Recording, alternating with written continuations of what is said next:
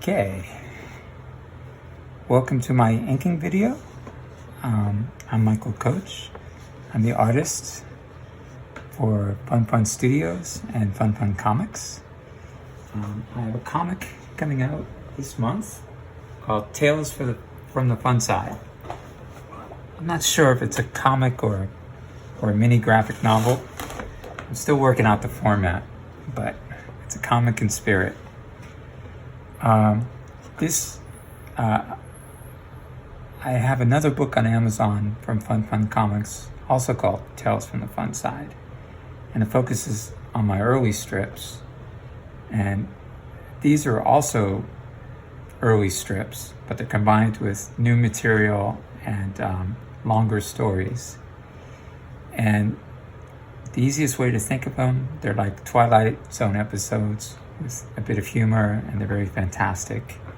As you can see, special effects, aliens, monsters.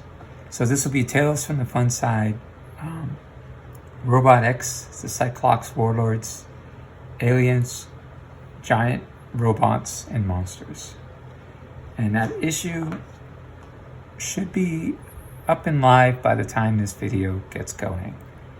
This is the last part of it.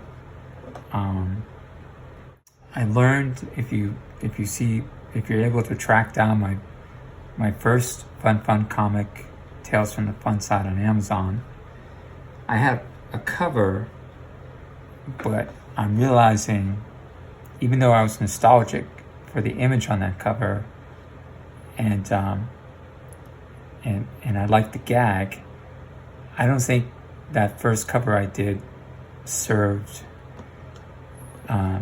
the job of a cover, which is to sell you the book and kind of show you what's inside. It was sort of a mysterioso cover for a new comic, and I'm not a new artist, but a new artist on the scene. And I was analyzing that I should show that there's a bunch of different stories inside, and kind of the flavor of those stories, and give you an idea of what you're getting into if you get this book. And so I said on the second issue, where I want to add more stories, and these are short stories. They're like the old 1950s, 60s tales of fantasy with Stan Lee, Steve Ditko. There's a bunch of them, Tales of Wonder. Not that I read those books, I just glanced them on an iPad app, or maybe I've seen them in the library. But I love the format and I love the idea. Very short comic stories, but you feel like you get a whole issue if you read it. I mean, you don't. It's kind of quality over quantity, or punchline over long story. So the job of this cover is to kind of show you what's inside, and the main feature will be Robot X, which is the character here, a giant robot, sort of 70s era. This is a character I've made in cards for years, but it's also a character I made when I was like around 7 or 8 years old, a more simplified version of him. And these two characters I made around that same time. Again, more of a 2D version, but I thought it'd be neat for this second issue to bring them all back to life. And I always thought there was something exciting about the idea. And it's not something that I could think of, 40 years later or whatever. This came from the mind of a little kid, and I'm just sort of enhancing it. It's inspired by, obviously the Japanese manga, robots, Godzilla. I was a big fan of Johnny Sacco and the Giant Robot at this time. I specifically remember that. That was a great show for a kid. And this is all that together. I've waited to make a story to bring these characters and give them their own story. That's the case for this character and also the Cyclops warlords is they've just been visual presences in my art. Like I would use them on Christmas cards, or jot them down in doodles and send it to other people. But usually postcards and Christmas cards and birthday cards. But they've never had like a full fleshed out story with kind of an origin or explaining who they are. So for me, more than anything, that's the big payoff of doing this issue, is I finally bring their stories to life, particularly Robot X and the Cyclops warlords.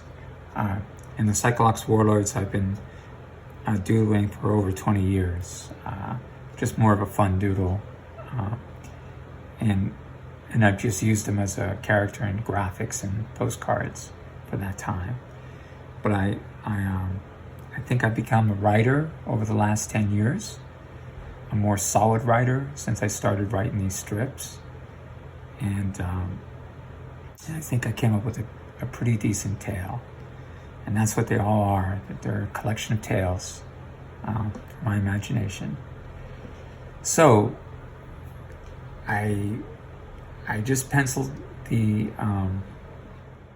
cover over the weekend, and the parts that take a lot of time, I really had a sketchy idea for Captain Ahab.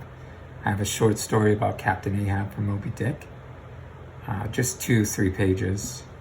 It's more of a gag story, and I have to work out the city behind Robot X.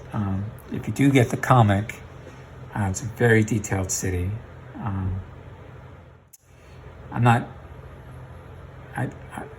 The city's Los Angeles. I lived in Los Angeles in the early 90s, about 3 or 4 years. And, I have a lot of fond memories of it. And I thought I'd set this monster fight in Los Angeles. And so I can kind of try to get as close as I can to Los Angeles, but I put some sort of, it has very few landmarks that the rest of the country or the world would recognize. And in this case, it's the Capitol building. There's some kind of distinctive buildings in downtown LA, but it has beautiful Art Deco hotels, but I don't think anybody knows who those are. So the most identifiable part of LA is usually the hills and the Hollywood sign. So I would try to squeeze that into the background of Robot X and keep it to the same level of detail that I did in the strip. And it's a high level of detail for me. I kind of like things simple and as understated as possible. But if I have to go full detail, I will. Okay, so what I'm going to do is I'm going to share my inking process. I'm not a killer inker. I don't think of myself that way. And it's been a while since I've inked. I do work a lot on the iPad, but it's kind of a combination. Some of these stories are drawn, and some of them are worked out on the iPad in the Procreate program, which is a very good program. It's excellent, actually. It was made for the artist, just like the iPad Pro, but they've only shown up over the last couple of years. The problem with the iPad and Procreate is I can work on there if I have a layout, but I would have to blow it up to get a panel. And when you have so much cartoons and information, doing it on the iPad size is really prohibitive. It's doable. I mean, I've done it, but it's very prohibitive. So the iPad size is about this size, and you start missing the scale of an 11 by 17 page that you can scale down. It is a hassle to scan or take a photo and prepare it. That's true, and that's not something I want to do, but it's so fun to draw, and it's nice to have a real representation of the art, especially the cover. And I realized the wisdom of drawing on paper for a lot of these pages, just doing this cover. I mean, I haven't sat down and drawn on a comic page for a while. And I'm not even sure I have a great inking technique, but maybe we'll just walk together and see if it's interesting to watch or helpful to see how I do these things. I thought the penciling came out pretty decent, and I would usually use, like, maybe 90% of the artists these days, I would use a micron pen. I prefer the 0.1 size, but all my 0.1s are dried out, and this is my last micron, and I really don't have time to order one. So I'm going to use the pen nibs. I go to Japan twice a year. I'll be going back this month, even under the conditions of COVID. It's a real hassle to get back there, but I feel lucky. And I'll be there for probably a month. But before I go, I want to wrap up this cover and get this book live. My proof is done. Everything looks pretty solid inside, some design adjustments. But the only thing it's waiting for now is a cover. And I have a kind of a temporary cover that's modeled a little bit on the first cover. But this is the one I want. I want kind of a no-hold bars cover showing all the events. So, sorry to talk so long. I think the goal, let me get a page, is I'm going to try to replicate or find the equivalent of, I'm going to use the 005 as long as I can, because I think that's the smallest a Pigma can go. And if you have a 005 with ink inside of it, that'll give you the greatest detail, and that'll be in my backgrounds. I think a 005 pen is the closest thing a cartoonist will have to an IMAX resolution. And if I can kind of draw these windows and draw these trees and draw the detail of the Hollywood sign, I'll be in good shape. I feel very comfortable doing these figures, which I'll restate again. This character is called Robot X, and these are his supervillains, which are the same ones pretty close that I made when I was 7 or 8. This is called, I think this guy has star potential. His name's Fireball. And this is the Myth Monster. And I restated him here and drew kind of a character model on the side. Because I felt it was important to highlight these characters for the book on the cover. And they're having a battle of the ages. It's about 7 pages inside to start the comic. And I'm comfortable, like when I go into drawing these characters, I'll be okay, I think, because I kind of start with a 005 and kind of get a deadline going. It's a robot, so you have to kind of use, a robot isn't as inviting to organic lines as maybe the human figure is. So I would probably start with the 005 pen, getting this line. Sorry to state that again. And this is as thin as it gets. And just to give you a comparison, this is a pen nib, and I think it's kind of closer to the 1 or maybe 2 Pigma. That's my measurement right now. I think this is, it's kind of close. If I kind of keep it thin, that's what a 01 Pigma looks like. And I love drawing with that, but then they dry up, and it's not as easy to get to an art store now. I was able to walk there before, and now I have to order online. But I have no problem drawing with these. I think this is probably closer to a 02, if I recall it correctly. So you can also use, and this is a Japanese nib. I forget the company name, but I'll try to put it on the video if I can track it down. But I can also use a, I think this is a Hunt 102, which is a famous pen nib. And this is probably very close to a 1. And it's not that, maybe it's a 05. Actually, maybe. So I'm going to use this when this runs out, or I'll switch off. So I'm going to explore and find the line there. I'm not worried about messing up as much because I can go back with acrylic gouache and, fix that stuff. I don't work a lot.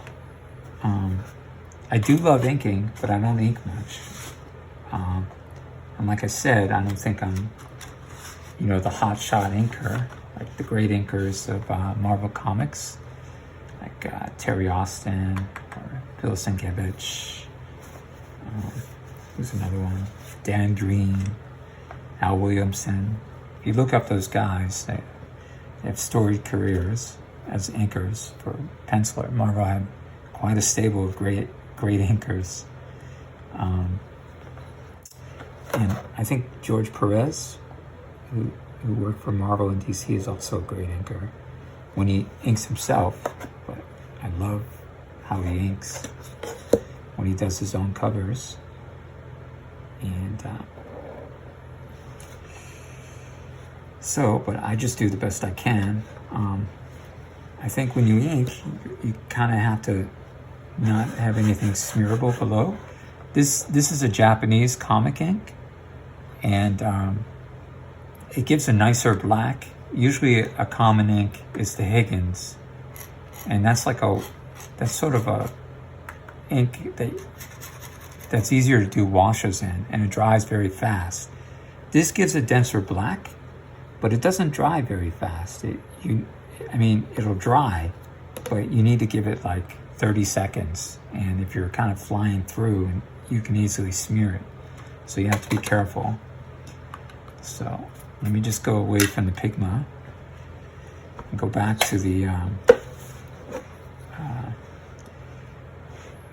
go away from the Hunt 102 and go back to the Pigma and see if I can get this robot going. All right, there's a future correction. And like I said, I kind of prefer to have kind of a dead thin line for things like this. And that way I can kind of determine if I need a thicker line, because I really like super thin lines in illustration. Like you can see, sometimes I think things are a little kind of overstated. And this is the line that will be in the light, so it's okay if it's super thin. And this is probably as thin as I can get it right now. But that's just to show you how I would probably go over this whole robot with this thin line.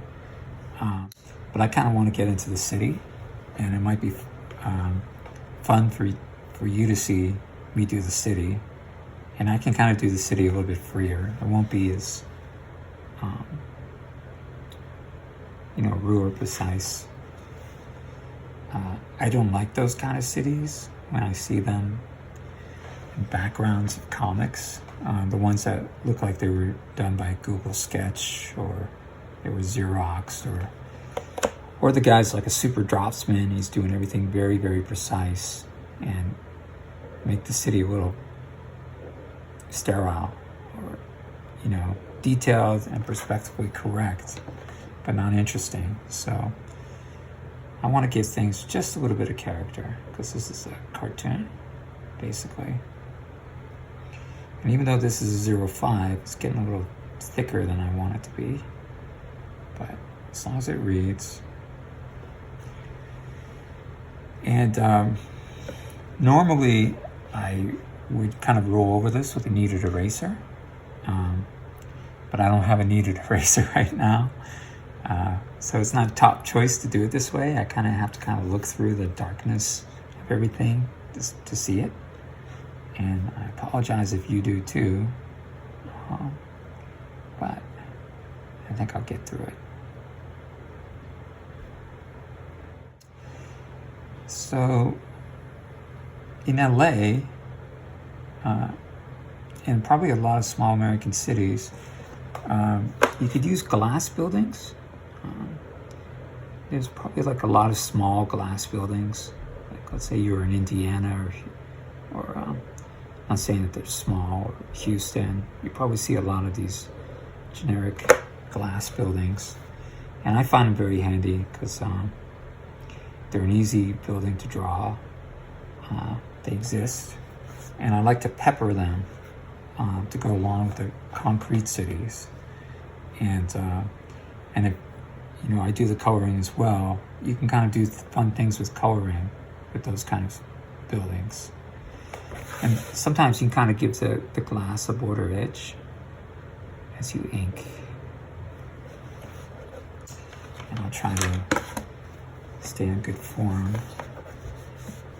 I don't think they'll save me from smearing, but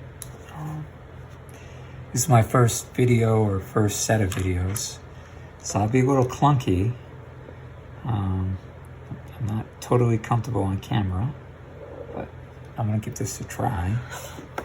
So if the angle isn't correct or things look strange, it's still my fault, but just letting you know it's my first inking video ever.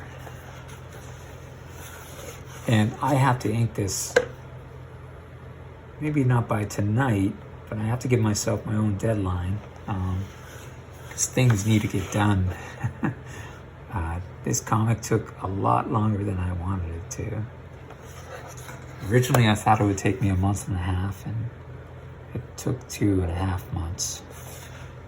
And although I do all the parts, I do the drawing, the coloring, the inking, the graphic design. I have to redo the logo. If you're freelancing, time is money. Anything that takes your time is taking away your money. So, or opportunities to make money elsewhere. This is purely on the labor of love tip right now. It's a comic I always wanted to do. I think I drew it 10 years ago, and I inked it about 2 years ago. But the thing is, I did everything in the wrong proportion. It wasn't a comic size proportion. It was an 8.5 by 11. So a lot of this comic, there's a bunch of stories that are originally done 8.5 by 11, or they were done on birthday cards. And it created a problem for me because I wanted to put it into the classic comic size, which is a taller proportion. I think it's 6.75 by 10.25. And a lot of the work that I was doing was adding panels, squeezing things just to fit into that size. And it was very time consuming. I don't have to make it that comic size, but I live in America. I basically grew up on superhero comics, and I am sort of an indie, but I'm not going to make an 8.5 by 11 or a large book. I'd rather just go with whatever the standard size is, and I use Marvel or DC for that. And I like it. I like that size. And when you use a standard size, you get these other papers. You don't have to kind of redraw your paper. You have pre-built paper, like this Strathmore comic book paper. which is 11 by 17, and it's set to scale down to comic book size. And it has all these blue lines. And it took me forever to figure out what these were until I designed my own books. But basically right here, this dash line is where all the copies should be. You can have art right up even to this edge, but the copy has to be inside the dash line to be safe. And some printers will reject it if you go past this border. So this would be rejected. Over here would be rejected. Over here would be rejected. This is fine. Maybe the 2020 here would be rejected. So, but I'm drawing, I want to do a complete image, and I know I can go into Photoshop or Post, as they say, and kind of squeeze these things back in. I don't want to just, it's better form if I did it in the drawing, but because I had so much stuff to do here, I didn't have time for that. So I got to fix that in Photoshop or when I take it onto the computer. And I would recommend making those sort of fixes in Photoshop or Affinity Designer. If you have that, Affinity Designer is much cheaper than the Photoshop subscription. It's like, I think it's either $50 or $75 one time. It costs $20 on the iPad, which is amazing. It's an amazing program. But I would recommend doing that on a computer screen as opposed to, if you're familiar with Procreate. Procreate isn't great for dragging and squeezing and reshaping and so on. It's more for drawing. It can do that. You can extend the program. You know, if you're in a pinch, let's say I'm in Japan and I just have my iPad and I don't have other programs available, you know, and I got to get this done, I would use Procreate, and Procreate has the tools for that. But it's not a first choice, and you'll be miserable using Procreate for that. But for everything else, man, Procreate's like $10, and it's amazing what you get for that amount of money, that one-time payment. And it's great to draw on the iPad with it, and it's helped me a lot in this project. But you got to pick your tools when you need to use those tools. There's no program that's like one-stop shop. You only do one-stop shop, I think, if you're in a pinch and you have no other tools available, or you can't afford those tools. But if you can, you just like this, I would do 90% of the drawing of this cover, probably on this pad. Then the other 10% would be adjusting it in Photoshop, you know, trying to squeeze this back into the text line right here, this dash line. And this line out here is as far as you can go bringing art, or it's called the bleed. And this small dash line is the trim, so that's where the printer will cut the comic book to size. And the reason it tells you where the trim's most likely to be is if you have something very valuable, like for example this, graphically valuable, basically. It won't, text should be probably like a ½ inch in, but if you have, like, let's say his eye was near the trim line, it's telling you that's a bad idea. If you kind of sacrifice anything here, that's fine, but you got to move the art in if you want to keep like the essential parts of the art. So it's very good to be conscious of this trim line. And for the bleed, and the bleed can kind of extend right out to the edge, and this is the hard edge of the book. So the printer would cut here, cut here, cut here, and that would be the true size of the comic book. But it gives you that extra line for art because he doesn't know, you can never be sure exactly you're going to cut here or there. This is sort of a general guess of where the cut will be. So I've worked as a designer for over 20 years, so I'm aware of those kind of issues, and I can go deep in the weeds on that when it arrives. Okay, so I'm not doing an amazing job to start, but I think we're all doing okay. Because there's so much detail here, I figure if I'm able to cut this detail down, I kind of have it mostly done, that the rest of the stuff will go faster. And that's why I'm starting with the detail, because this will sort of intimidate me through the rest of it would make me feel like there's a lot of work left to do, and I'd rather have less work left to do. So, go with the pigment.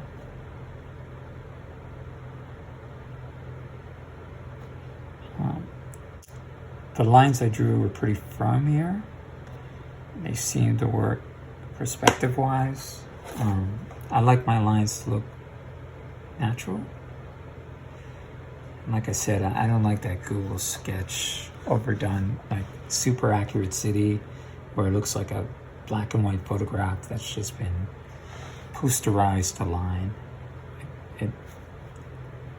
That looks very fake to my eye.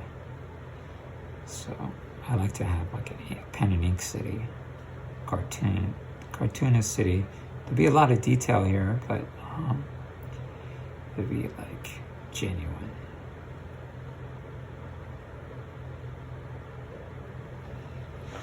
And if I mess up, I can kind of fix it with white gouache, or I could fix it in Procreate or Photoshop when I take it in.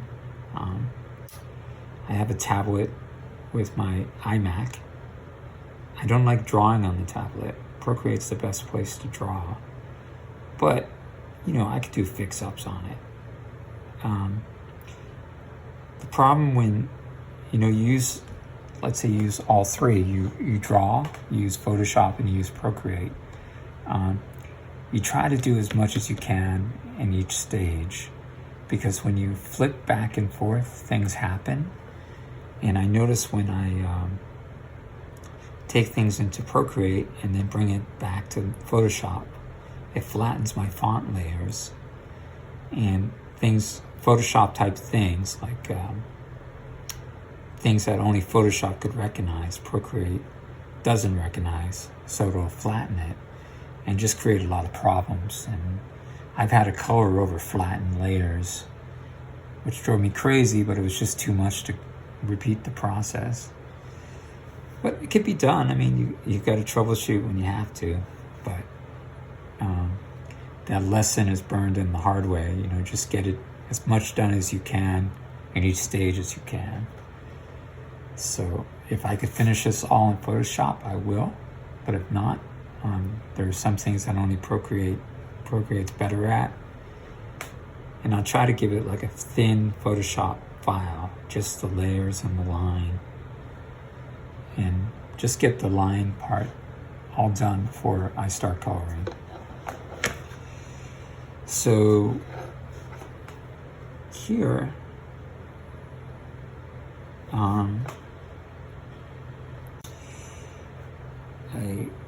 these are kind of fun to work on.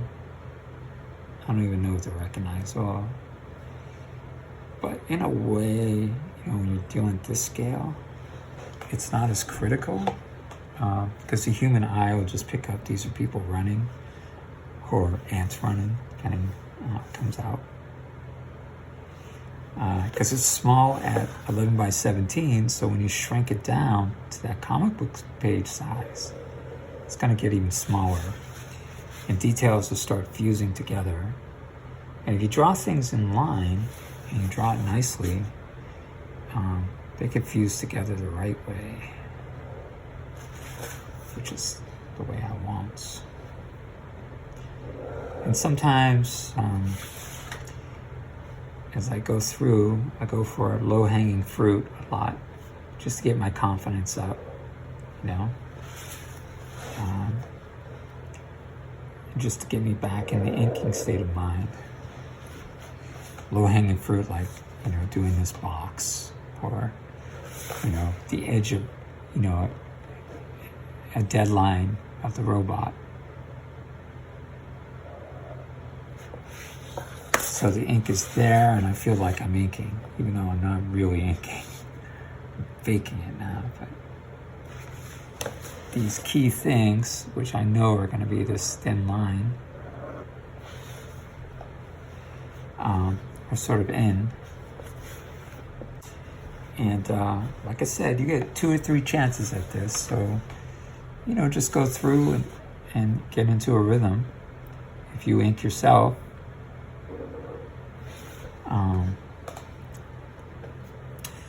same with the giant robots. These are space monsters. They're in a city, and they have an impact on the city that they're fighting in. And if you get the issue, you're going to see how much these guys battle. This is a serious battle, man.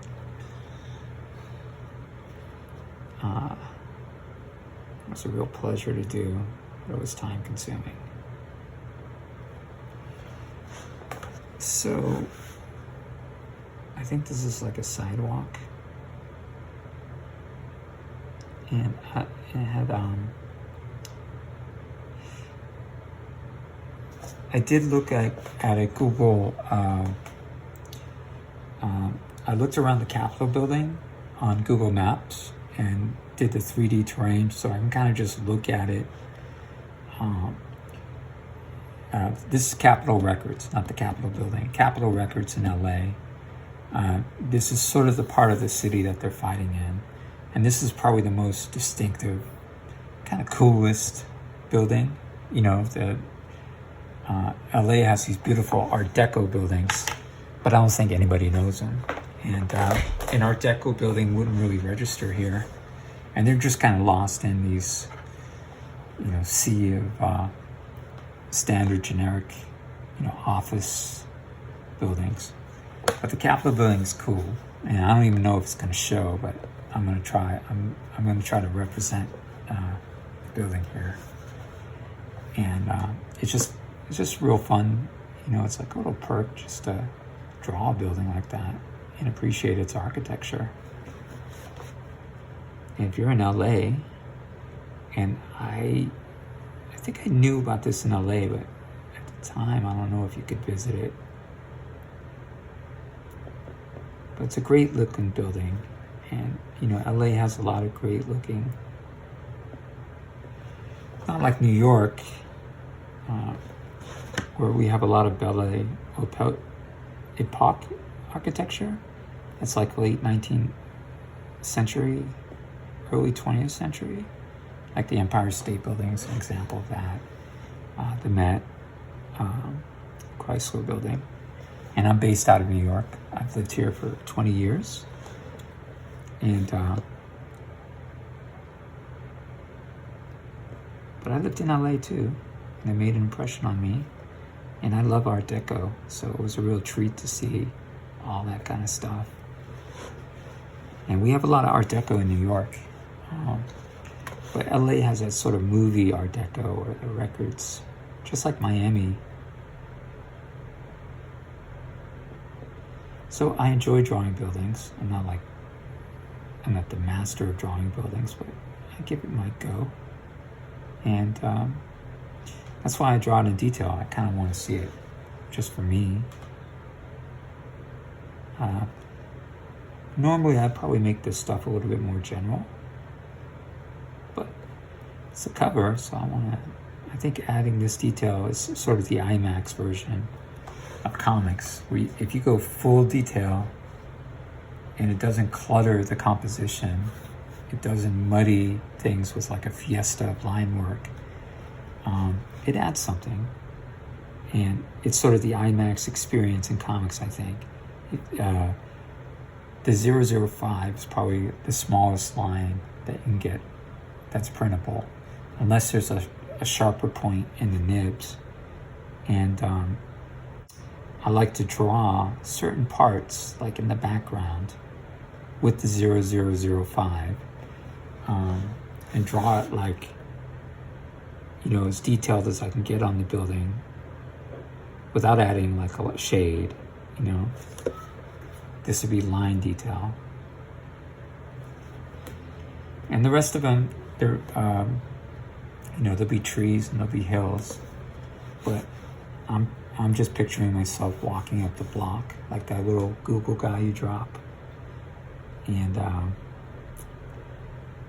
know I worked out trees, and I used to walk around downtown LA a lot. So even though I'm not there, not a lot of things have changed, I'm sure. But I've walked the city pretty much. I didn't have a car. And one of the things I used to do for fun was just walk around the city. I used to live in downtown LA. And I had a studio there, like a real artist loft studio, like something out of the 1920s, really. And I wasn't making a lot of money, just like now. And I didn't have like a girlfriend or a wife or anything. And some days I would just kind of go out and just walk as far as I could in the city and see what's up. Because I appreciate architecture, and I appreciate how different it looked. So now I'm going to smash it with my robots to show how much I appreciate it. But I don't know if I saw the Capitol building. I know I did all of Wilshire Boulevard. But I like to show sort of identifiable things when I'm doing these cities. Like somehow I'm going to try to make this highway identifiable. Maybe with a spot black. I'll try to draw the car if I can. I try to draw cars and people, even though I don't have to, really. But the eye starts filling in. The more you suggest to it, it picks up the ball, I think.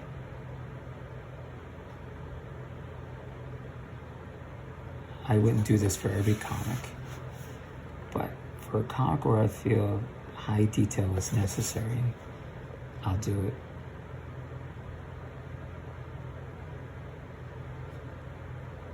And it's kind of enjoyable. I mean, if you do things in line art, even if your line's wobbly and stuff, just having all those lines sort of clear, start adding up.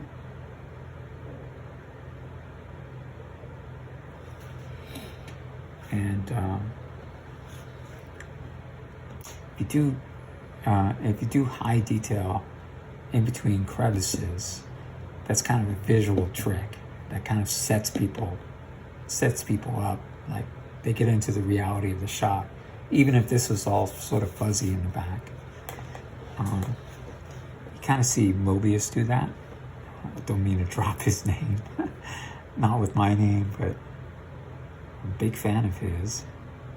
He's one of the geniuses of comics. Just like Jack Kirby, I always loved how he did his cities. And he would do his cities very solid. And you have this incredible action scene within the city. I wasn't reading Jack Kirby growing up. But, I discovered him later.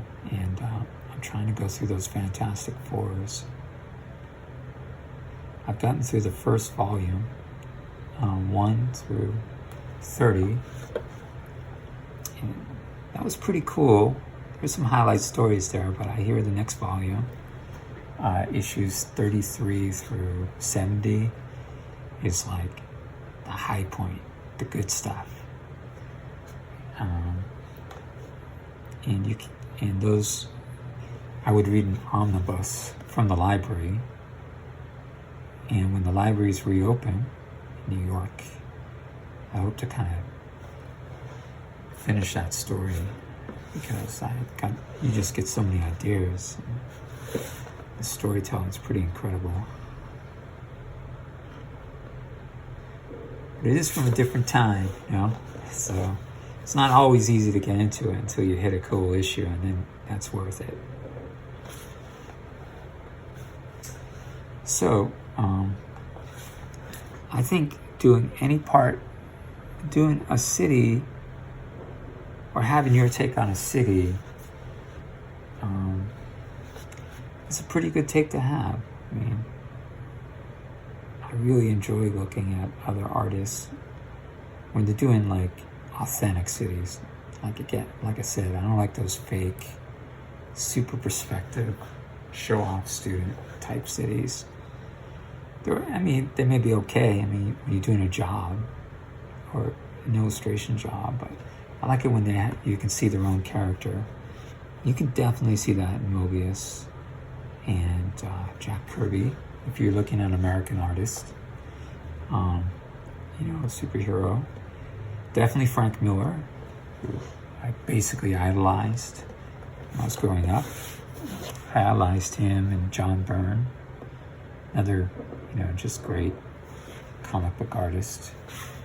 George Perez, just incredible guy. Who else? Yeah, I was a big fan of Paul Smith on the X-Men. Basically, just his work on the X-Men. Although I really liked his work on Doctor Strange. I collected those. And I like these guys in their peak period. I mean, they've all gone on to do great stuff, but when I was collecting them in high school, I think that was a very awesome period for them. So that probably makes sense for a lot of people coming up at the same time I was. Yeah. And anyhow, I'm sure those guys can ink their own work. And I really like, when I got back into comics, I started discovering Jack Kirby and Steve Ditko. And it's odd, I discovered them through the iPad app. When the iPad was released, I was able to see those. And I was a designer, and at my job, we had this great printer. So I'd screenshot the great Steve Ditko and Jack Kirby pages and have them and put these beautiful prints at my company and decorate my cubicle with those. And I was really kind of discovering, I sort of knew about them, but at the time I was into comics, I was so into John Byrne and George Perez and, all those type of guys that, I didn't really look back too much, and I probably wasn't that sophisticated a reader back then. But I always heard of them as influences.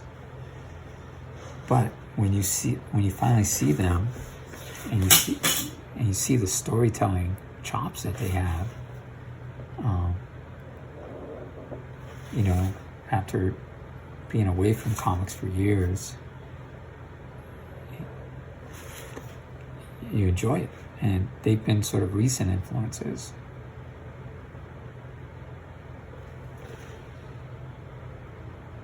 Or influence, I don't know if I like to use that word too much, or guys I enjoy, but make you want to do the stories.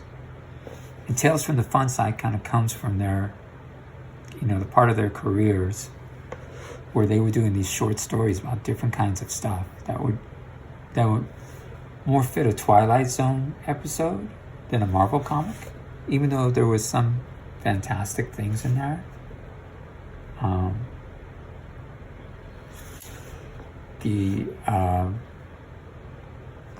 They would do these short, sometimes 2 or 3 page stories, or 7 to 8 page stories, which is basically like the Twilight Zone, like a short, strange event. And some of them are good, some of them okay, but the format is awesome. And that really helped me take these comics, which I've been doing since the early 90s, basically for fun, or to unwind, and sort of group them together in that kind of format, like a Tales of Wonder or Tales of Fantasy. And I wouldn't have discovered that without the new version of the iPad, because, if I didn't see it in the library, or, I did go to comic shops, but and the to-do list, I didn't sit there browsing through graphic novel bookshelves. I wouldn't have seen those. So when I got a Marvel subscription and I can kind of just browse through those, they made an impact, and they gave me a format to do something like this. And for me, it fits, because I can't do 30 issues by myself of any one of these characters. They have to kind of appear and reappear. And I kind of like doing them when I feel the story is right. So I got some of the city done, and I guess the way I want to approach it is, it's hard to get the drawing back, so I want to ink as much of it as I can, or realize it, and then do the erasing. That wouldn't normally be my process, but I don't have access to a kneaded eraser. And a kneaded eraser is like a spongy clay looking eraser, and it's good for general erasing. It wouldn't be able to take off this blue, or it wouldn't be able to take off something very etched in, but it would be able to fade it down. So, maybe I can kind of fade this with my finger. But just to get the pencil lighter, what am I doing? Maybe I can kind of, I don't want to lose the drawing. It's a lot of detail. So this is the struggle. I'm going to do the city first, and then do these robots. And then I'll probably do the copy, and then these scenes. And I'm going to leave this as is, because I kind of like leaving something pencilish up there. Because I'm redoing this logo, and I kind of like how this turned out. So, continuing on. All right, I'm going to see if I can do more of this street. I'm going to check to see if it's... Hopefully you can see it.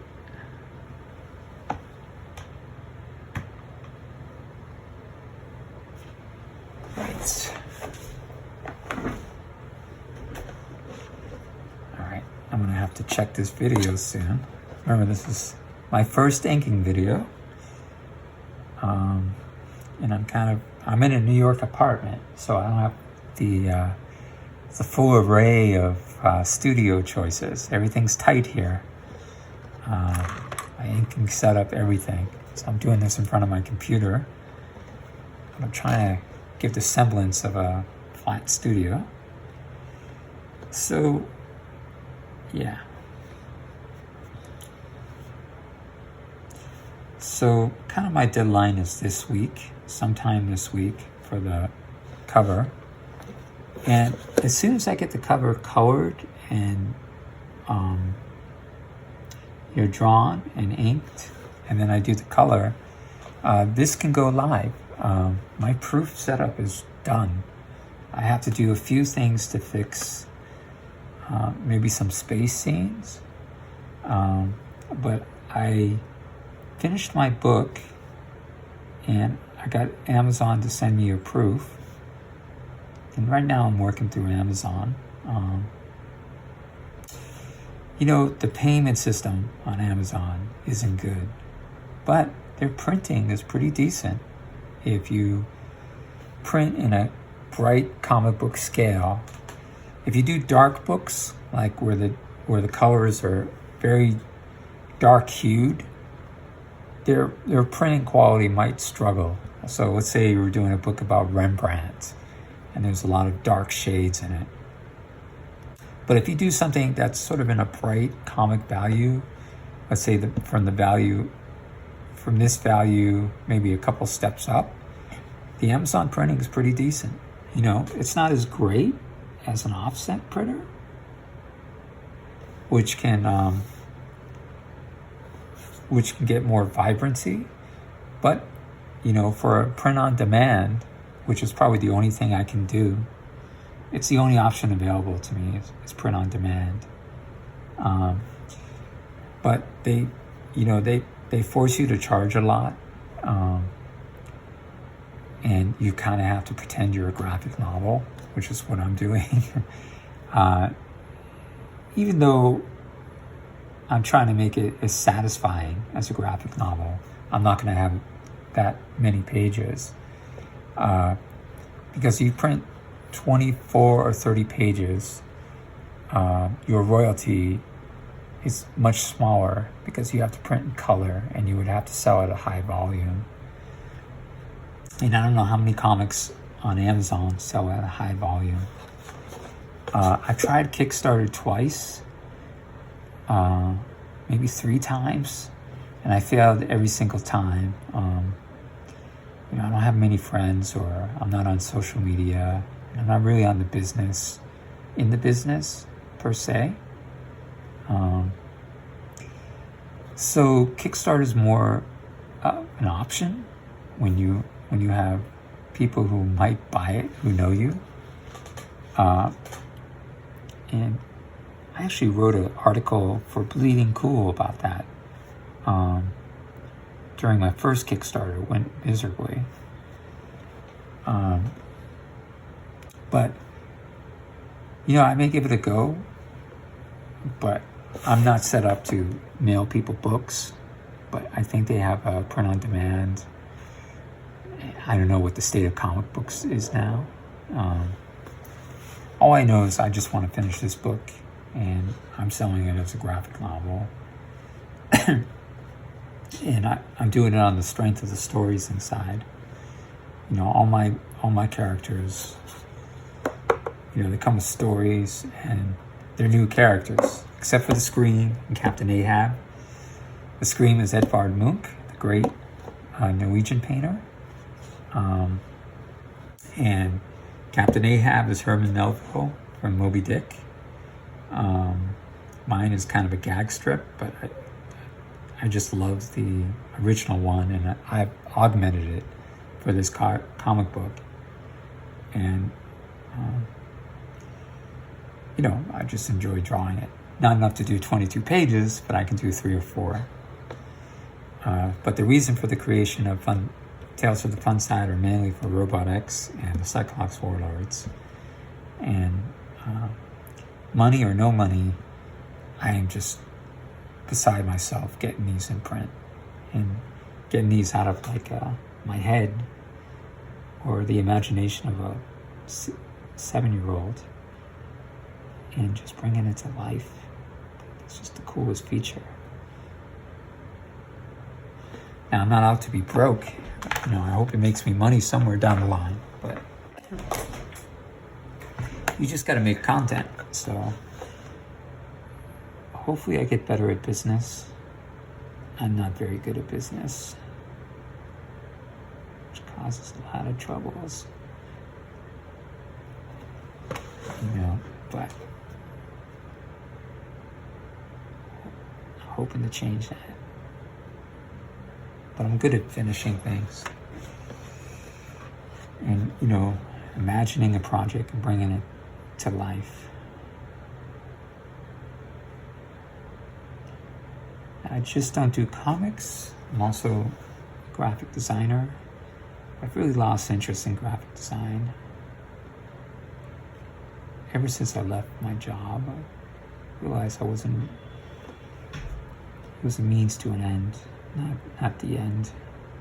I like it though. I like parts of it a lot, but I don't want to be designing an iPad app, or it's not like I don't respect that work or benefit from it. It's just not my sensibility.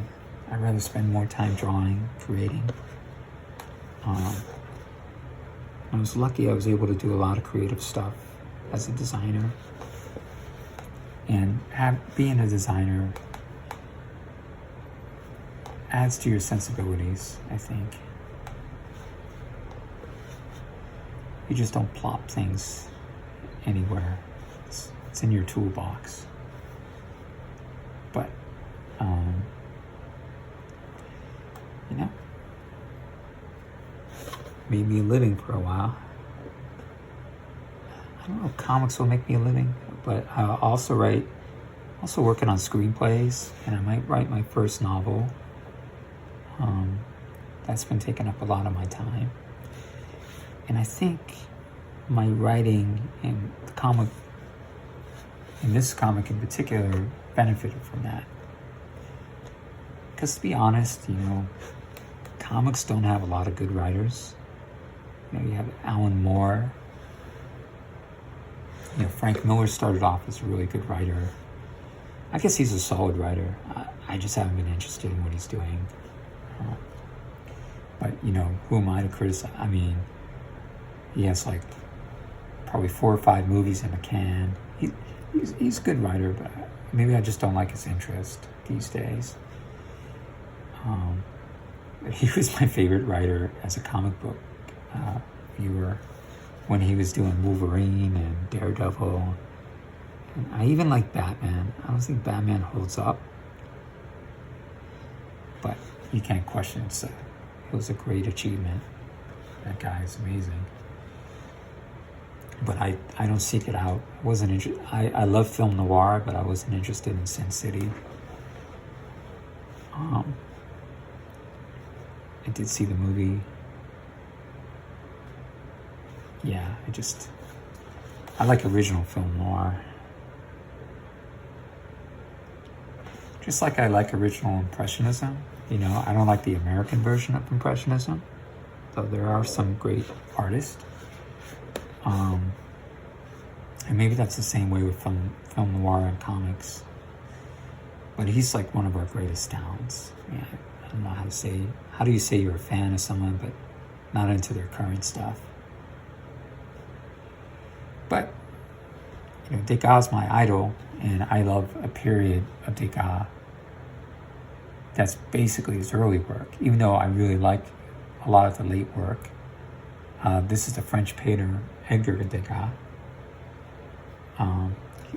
He's my idol in fine art, for the most part. I mean, I'm a painter too, so that takes a lot of my time, but I haven't been painting a lot lately. But I'll get back to it. That's the plan. My interest in landscapes is kind of showing in my comic books. That's what I've been painting. I paint landscapes. I did a series in New York. And so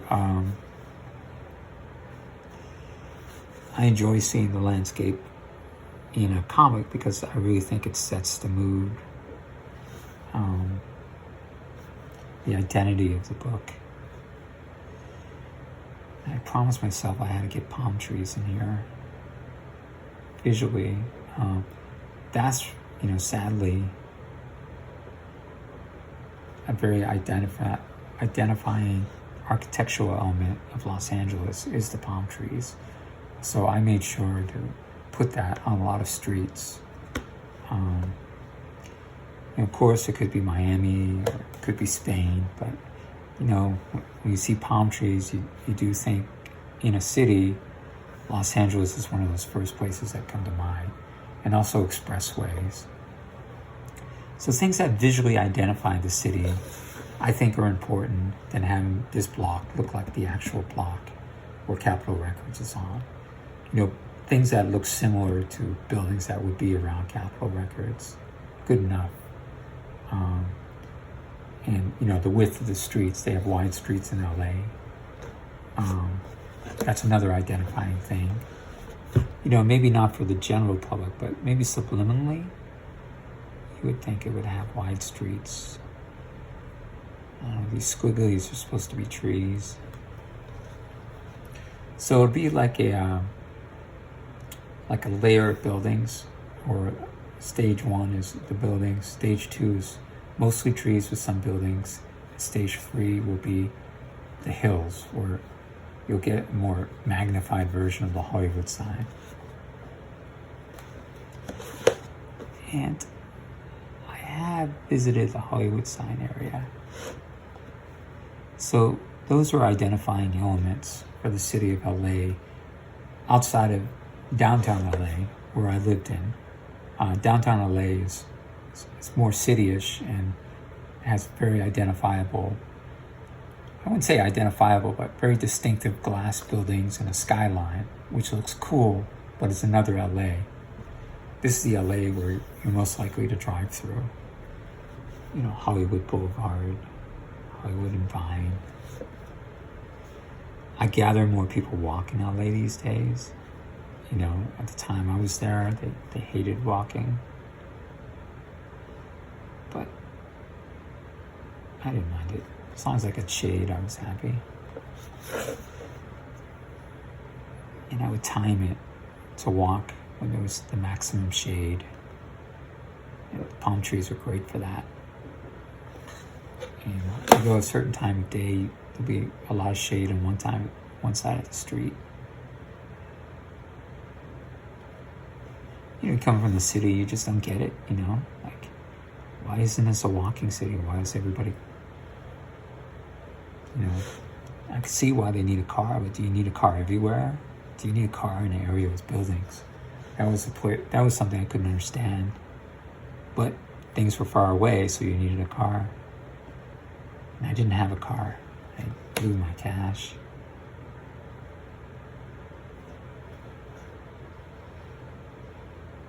What? Let me see, I gotta get a palm tree. So I'm sticking a cartoonish palm tree in here. So I want the viewer to see palm trees on the street. And we're gonna have a little smoke too. You know, some things got stepped on and these guys are creating havoc. So a lot of the city is being fleshed out. What I'll do now is I'll take a break and I'm going to show you my original sketch, my doodle, my sketchbook, where I show in color and the characters. And I'll also show you like a finished postcard of how Robot X and Fireball and Myth Monster look colored, so you can get an idea of what I'm trying for.